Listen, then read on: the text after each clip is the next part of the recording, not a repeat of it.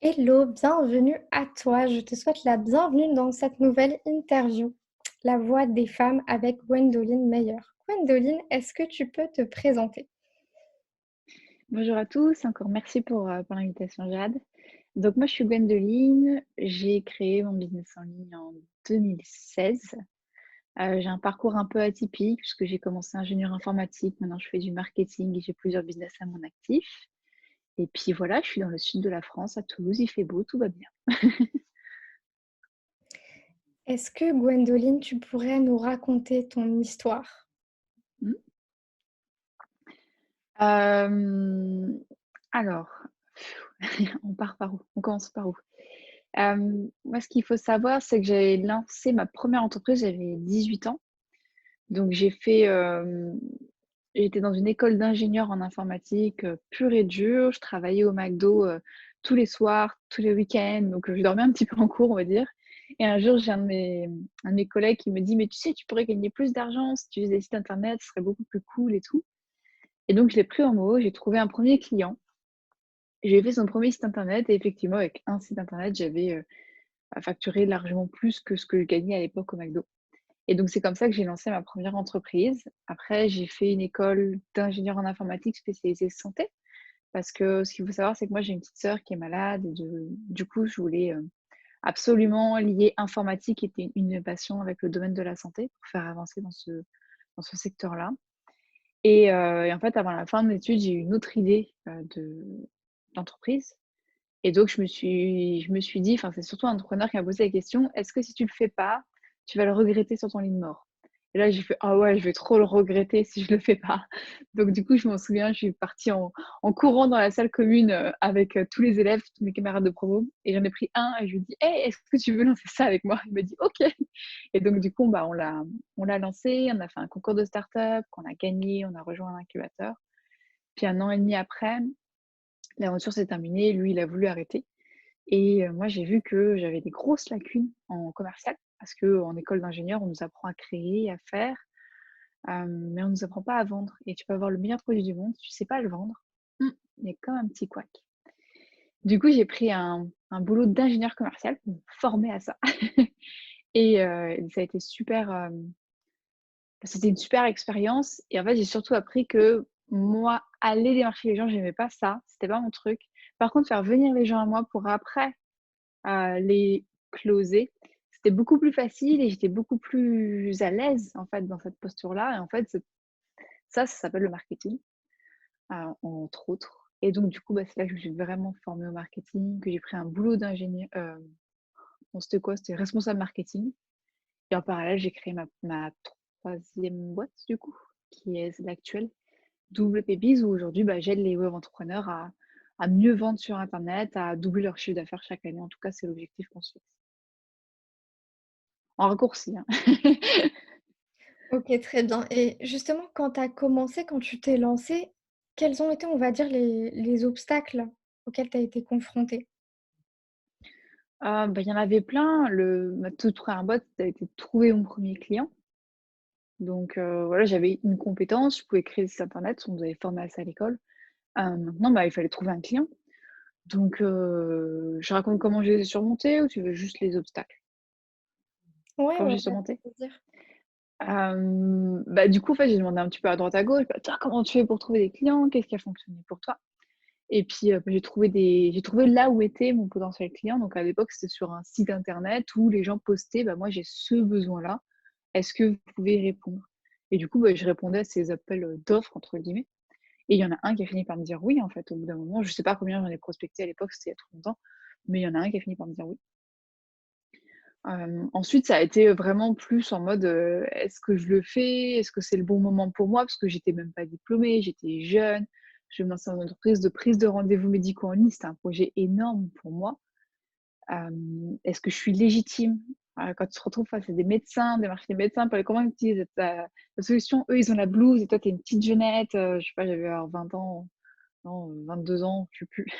À 22 ans à l'époque, j'étais toute timide. Donc là, c'était un gros problème de légitimité. Et à l'époque, du coup, ce que j'ai fait, c'est que je me suis fait coacher sur ça.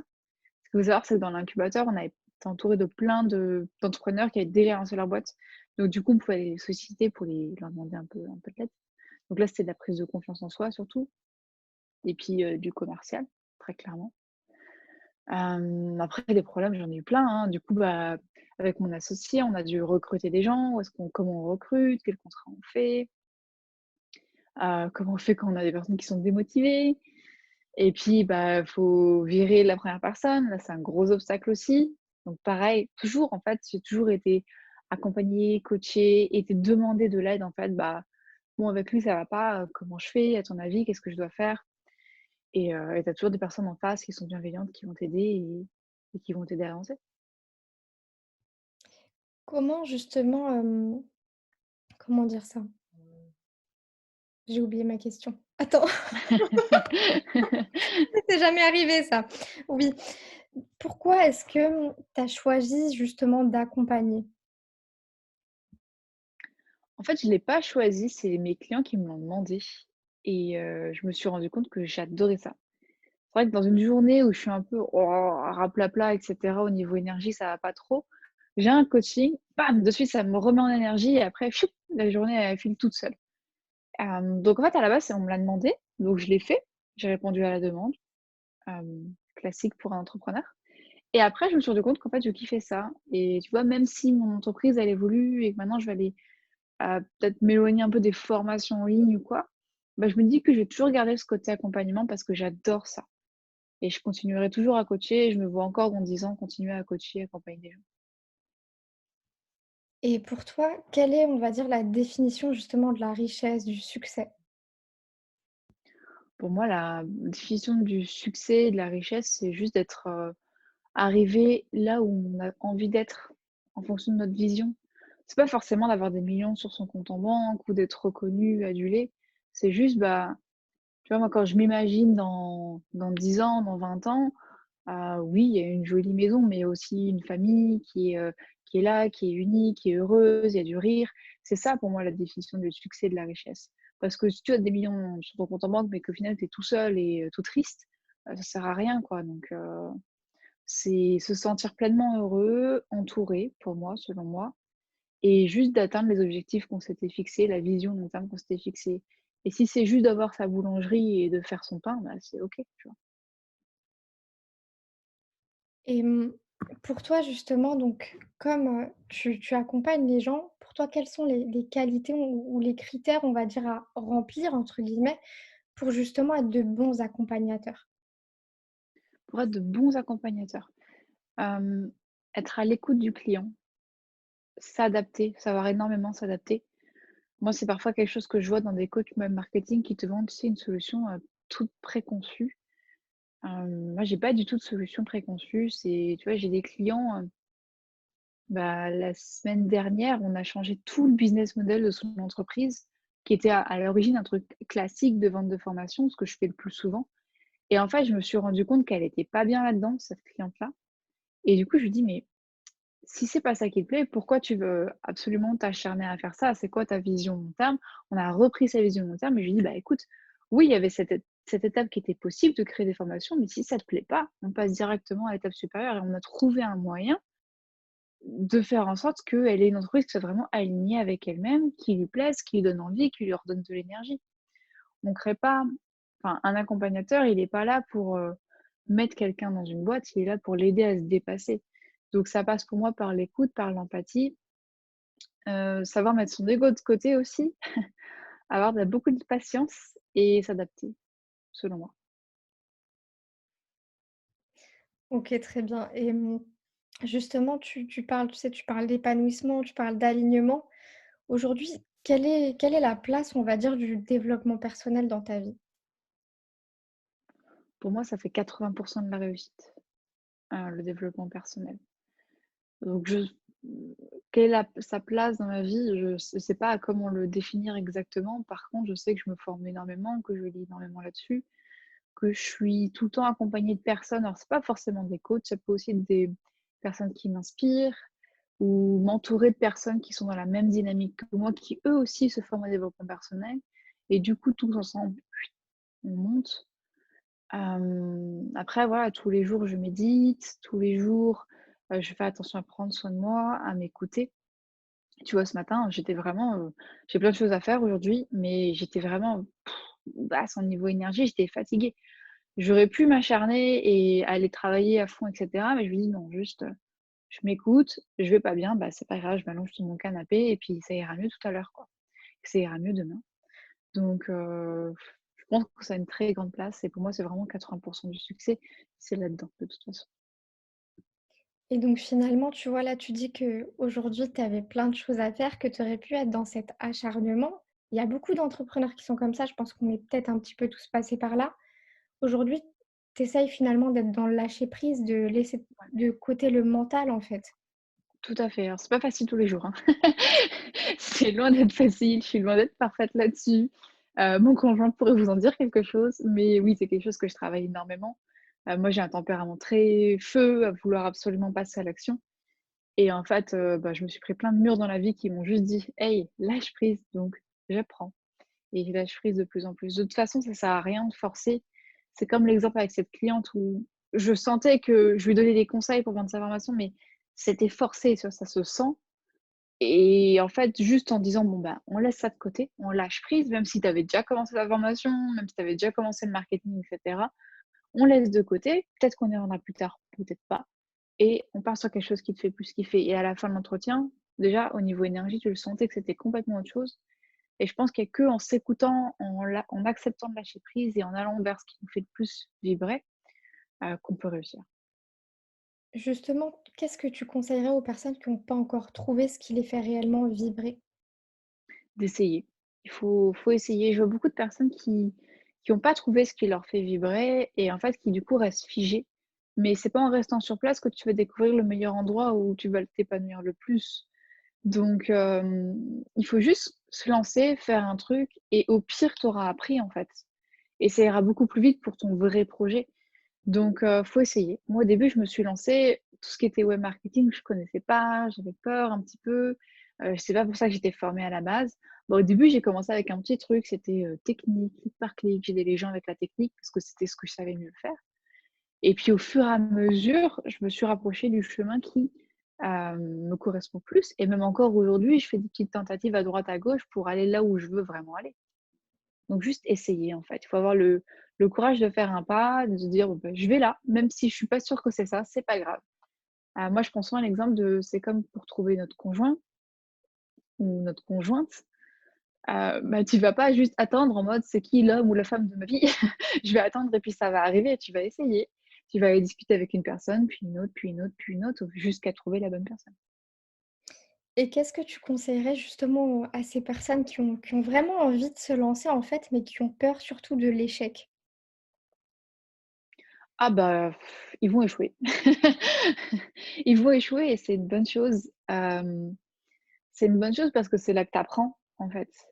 Moi, je suis en train de faire une formation, on passe des certifications et en fait, j'ai les boules parce que pour l'instant, j'ai tout réussi du premier coup et je me dis: «Mmh, si j'ai réussi tout du premier coup, c'est que la claque derrière, elle va être encore plus grande». Donc il vaut mieux échouer et il vaut mieux échouer et juste se dire: «Bah, en fait, échouer, c'est pas grave, c'est juste un apprentissage et ça va te permettre justement de mieux réussir par la suite». Si tu regardes toutes les personnes qui ont réussi, elles te le diront toutes qu'elles ont échoué, je sais pas, un nombre incalculable de fois et c'est ce qui leur a permis justement de réussir encore mieux derrière. Donc faut pas avoir peur de l'échec, au contraire. Moi je suis contente quand je me plante de temps en temps, ça me remet les pieds sur terre. 2, ça me donne énormément d'informations sur ce que je veux faire ou sur ce que mon marché veut et ça c'est super intéressant en fait. Moi je veux pas dire que j'adore échouer, ce serait faux, hein, quand quand tu as un échec, c'est jamais agréable, sur le moment, mais en fait je pense que c'est un énorme cadeau pour la suite. Et comment est-ce que tu fais justement quand tu fais face à un obstacle comme ça? Je me fais coacher, je vais demander de l'aide. Faut pas avoir peur de demander de l'aide, régulièrement. Même moi qui suis coach et qui accompagne, je me fais coacher par quelqu'un et régulièrement, je lui demande son avis sur mes coachings, en fait, sur, «Tiens, bah, j'ai tel client, il a ça comme problématique, tu en penses quoi?» Donc bien sûr, je j'aide mon client et cetera, mais après je me dis: «Est-ce que je l'ai vraiment aidé de la bonne manière? Est-ce que c'était vraiment la meilleure solution?» Donc tu vois, je vais demander à droite, à gauche, leurs avis et ça m'aide moi à progresser et ça m'aide à trouver encore une meilleure solution pour mon client ou pour moi, hein. c'est pareil, si je me retrouve devant moi un obstacle, je vais demander à des amis, je vais demander à des coachs, je vais demander à mon entourage. Je vais chercher des solutions aussi sur internet, sur Google. Google est mon ami. Je me forme, je lis et je trouve toujours. Donc pour toi, aujourd'hui, c'est vraiment finalement important de se faire coacher? Ouais, c'est primordial. Tous les grands entrepreneurs ont des coachs et même si tu es pas entrepreneur, si tu es cadre, dirigeant ou si tu as envie en tout cas d'évoluer, d'atteindre tes objectifs, il faut se faire coacher. Moi, je me fais coacher en permanence par 2 ou 3 coachs tout le temps, tout le temps, tout le temps. Sur le côté développement personnel dont on parlait tout à l'heure et aussi sur le côté, business pur. Ça peut aussi être sur le côté, couple, sur le côté santé, sur le côté sport. Moi, j'ai un bon, pas en ce moment, mais j'ai un prof de yoga qui vient à la maison, pour ça. C'est super important pour aller beaucoup plus vite et d'atteindre beaucoup plus vite tes objectifs. Et aussi, je sais pas pour toi, mais moi je me sens enfin quand on a un business comme ça en ligne, on peut se sentir seul et c'est quelque chose que mon entourage qui est pas dans ce milieu-là me dit souvent: «Mais en fait, tu es vachement seul» et en fait pas du tout. Mais ça, c'est grâce justement à ce réseau que je me suis constitué, à cet accompagnement que je me suis constitué. Tiens, tu parlais d'échecs, un jour, j'ai un client, il pète un câble, du jour au lendemain, il me menace de mort, il appelle mon conjoint, il appelle, mon assistante, enfin, tu vois? C'était vraiment horrible à vivre comme situation. Il me menace de me traîner en pour une somme mais ridicule en plus. Enfin, moi, je lui dis: «C'est ridicule comme ça, enfin, pourquoi tu en viens là?» Enfin, j'ai pas compris son pétage de plomb. C'est quelqu'un que je connaissais bien, que j'avais rencontré plusieurs fois, enfin, j'ai pas compris, tu vois? Donc ça a été très, très, très dur pour moi. Et je me souviens de ces personnes qui me disent: «Ah mais tu es seule» et en fait, à ce moment-là, je me suis rendu compte que j'étais loin d'être seule, tu vois? J'ai mon avocate qui m'appelait, qui prenait des nouvelles, qui m'a conseillée. J'ai plein de personnes qui sont venues vers moi, qui ont eu écho, en fait, de la situation et qui sont venues m'apporter leur aide, en fait, que ce soit psychologique ou que ça soit, conseil, au niveau, juridique ou même business, enfin ou qui juste prenaient des nouvelles, quoi, qui faisaient attention.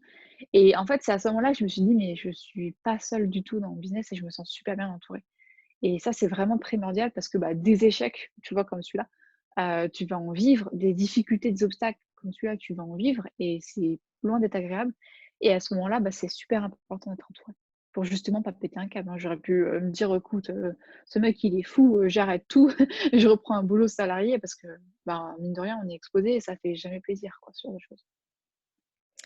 Et donc justement pour toi finalement, tu vois, donc les gens disent souvent que oui, on est seul et finalement comme tu le dis, c'est pas vrai parce qu'on est accompagné, parce qu'on décide de se faire accompagner. Donc pour Mmh, toi finalement, il y a comme un cercle vertueux qui se crée. oui. Oui, oui, il y a carrément un cercle vertueux qui se crée. Hem, il y a un dicton, je crois que c'est africain, qui dit, «Ensemble on va seul on va vite, ensemble on va plus loin» et c'est un cercle vertueux, tu vois? J'ai des personnes dans mon entourage, on se réunit régulièrement, 1 à 2 fois par mois, dans ma ville et et moi j'adore aider ces personnes-là, tu vois? J'ai une personne qui me dit: «Ah, je me lance dans telle chose», je fais: «Ah attends, je vais t'aider à trouver des clients» ou dès que j'ai des demandes que moi je peux pas satisfaire, bah, je lui renvoie et je sais qu'après, bah, il va m'envoyer la balle et j'attends pas qu'il me renvoie la balle, juste je donne, je donne, je donne et en fait en donnant, donnant, donnant comme ça, tu te rends compte que tu reçois aussi énormément et du coup tout le monde évolue et je trouve que c'est vachement bénéfique pour tout le monde. Alors on peut dire que je suis un peu bisounours, un peu naïve. Non, mais c'est vrai que pour les personnes qui sont proches de moi et que je sens en tout cas bien, bah, je vais leur donner sans compter et je sais que derrière je vais recevoir d'une façon ou d'une autre aussi. Donc ouais, c'est carrément un cercle vertueux, ça aide tout le monde à grandir, ça fait du bien à tout le monde et c'est cool quoi. En tout cas, c'est ma vision du business. Ben écoute, je suis contente qu'on ait la même. Aujourd'hui, Gwendoline, quelles sont tes valeurs mères en fait? Mmh, moi ce qui me pousse beaucoup, c'est la famille. Ensuite, j'ai une grosse valeur business, bien entendu. Et après, au-delà de ça, c'est vraiment, ça peut être des jolis mots comme ça, mais moi, c'est tout ce qui est bienveillance, partage, transparence, franchise, mmh, un côté quand même débrouillardise et avoir de l'ambition et une vision un petit peu haute. Ouais, je pense que ça fait partie de mes grosses valeurs. Est-ce que tu as un message aujourd'hui à faire passer aux personnes qui vont voir, cette interview? Bah, comme tu me posais la question un petit peu tout à l'heure, moi je dirais que tout est possible. Il y a Walt Disney qui disait, je crois, «Si tu peux le rêver, tu peux le créer». Donc juste ayez pas peur de votre vision si vous avez une grande vision ou même une vision qui vous paraît impossible aujourd'hui. Je pense que si vous le rêvez, vous pouvez le faire, donc allez-y, faites-le, foncez et surtout faites-vous accompagner. Je vois beaucoup d'entrepreneurs qui ont cet ego-là de se dire: «Non, non, moi je vais tout réussir tout seul», mais juste, on va beaucoup plus loin si on est accompagné et c'est beaucoup plus facile aussi si on est accompagné, donc lancez-vous, croyez en vous et entourez-vous bien. Voilà, ce que j'ai envie de dire. Est-ce qu'il y a quelqu'un que tu aimerais me voir, interviewer dans les semaines à venir? Bah, en fait, quand tu m'as posé cette question, j'ai tout de suite pensé à une personne en particulier, elle s'appelle Cécile Amiel. Je te donnerai son contact, je mettrai en contact avec grand plaisir. Je pense que ça serait intéressant pour toi de discuter avec elle. Bah, écoute, ça serait un plaisir. Est-ce qu'il y a un dernier mot que tu voudrais dire avant qu'on se quitte? Heu, n non, rien en particulier. Après, si vous voulez échanger, moi, c'est toujours avec plaisir sur Instagram ou par email. Je pense que tu me remettras les indications sous la vidéo. Ouais, tout à fait. Bah, écoute, ce que je te propose, c'est que, ben, on arrête l'interview là. C'était vraiment un plaisir, de partager ce moment avec toi. Je te remercie et puis je J'ai t'enverrai partagé. le lien de l'interview quand elle sera publiée. OK, merci beaucoup. Je te souhaite une excellente journée, Gwendoline. À toi aussi, bise.